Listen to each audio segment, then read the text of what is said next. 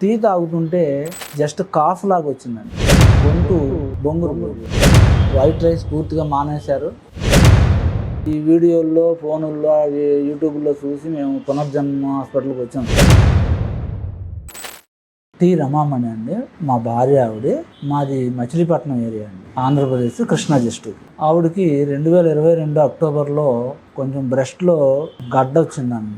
అది ఆవిడ ఏదో సింపుల్ అనుకుంది, గమనించారు. తీరా చూస్తే అది కొంచెం పెద్దదైంది. మేము మామూలుగా అక్కడ లోకల్ డాక్టర్ దగ్గరికి వెళ్తే ఆయన టెస్టింగ్లకి, స్క్రీనింగ్ టెస్ట్కి పంపించారండి. పంపిస్తే అది కొంచెం క్యాన్సర్ అని తేలింది. ఒక 8 కిమోల తర్వాత వాళ్ళు సర్జరీ చేశారు. సర్జరీ చేసి ఇంకొక 8 కిమోలు కూడా ఇచ్చారు. మొత్తం 17 కిమోస్ ఇచ్చారు. వాళ్ళు 17 కిమోస్ ఇచ్చినాక ఆ కోర్స్ అయిపోయింది, అంతా బాగానే ఉంది. తర్వాత 1 సంవత్సరం దాటిపోయినాక మళ్ళీ ఆవిడకి టీ తాగుతుంటే జస్ట్ కాఫ్ లాగా వచ్చిందండి. కాఫ్ లాగా వచ్చి గొంతు బొంగురు పోయింది. మేడం ఇట్లా తేడా వచ్చింది ఇట్లా అంటే ఆవిడ మళ్ళీ పెట్ స్కాన్ రాశారు. మేడం గారు పెట్ స్కాన్ రాస్తే అది మళ్ళీ స్ప్రెడ్ అయిందండి, లంగ్స్ స్ప్రెడ్ అయింది అని చెప్పారు. మా బామర్దులు వాళ్ళు అన్నారు, బావా ఇక్కడ బాగా కుదరలేదు, మనకి వైద్యం మళ్ళీ వచ్చింది కదా, మనం ఏదన్నా మంచి హాస్పిటల్కి వెళ్ళిపోదాం, డబ్బులు ఖర్చు పెట్టుకున్నా మనం చేసుకున్నాం. అప్పుడు మేము ఈ వీడియోల్లో ఫోనుల్లో అవి యూట్యూబ్లో చూసి మేము పునర్జన్మ హాస్పిటల్కి వచ్చాం సార్. సరే ఇది కూడా వాడి చూద్దాము దాంతోపాటు కొద్ది కాలం అని మేము కన్సల్ట్ చేసామండి. మీ మెడిసిన్ వాడినాకంటే ఆవిడ చాలా బాగుందని అంటుంది. ఇదివరకు చెస్ట్ దగ్గర నొప్పి ఉండేదండి, ఆ నొప్పి తగ్గిపోయింది, మాట క్లియర్గా వస్తుంది సార్. అంతకుముందు కొంచెం బొంగురుగా వచ్చేది.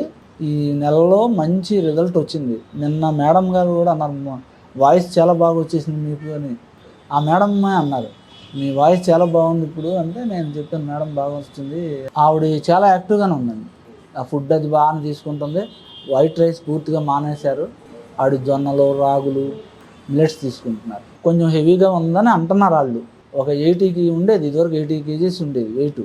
మొన్న ఈ ఫుడ్ మా ఐటమ్ మార్చేసాం, వైట్ రైస్ పూర్తిగా మానేసినాక 78కి వచ్చింది. ఇంకా కొంచెం తగ్గాలమ్మా అని చెప్పారు మేడం. పేషెంట్ బాగానే పనిచేసింది నాకు ఈ మెడిసిన్ అన్నారండి. అందుని బట్టే రెండోసారి నేను రాగలిగాను. సైడ్ ఎఫెక్ట్లు ఏమి రాలా ఆవిడకి. అందువల్ల మాకు అసలు ఆ పేరు కూడా ఎప్పుడు వినలేదు సార్. మేము క్యాన్సర్ అంటే ఏదో వచ్చింది క్యాన్సర్ అంటున్నాను కానీ మా ఫ్యామిలీస్లో ఎవరికి లేదు అసలు. తెలిసినప్పుడు కొంచెం ఇబ్బంది పడ్డామండి. అందరం ఇబ్బంది పడితే వాళ్ళు మాకు కౌన్సిలింగ్ ఇచ్చారు గట్టిగా. దీనికి భయపడాల్సిన అవసరం ఏమీ లేదు, జాగ్రత్తగా మెడిసిన్స్ వాడుకుంటే క్రమం తప్పకుండా డాక్టర్ని సంప్రదిస్తూ ఉండండి మీరు అని చెప్తే మేము కొంచెం అప్పుడు బంధువర్గం అంతా కూడా మళ్ళీ మాకు ధైర్యం చెప్పారు. దాని ప్రకారం ట్రీట్మెంట్ ఫాలో అయ్యాం సార్.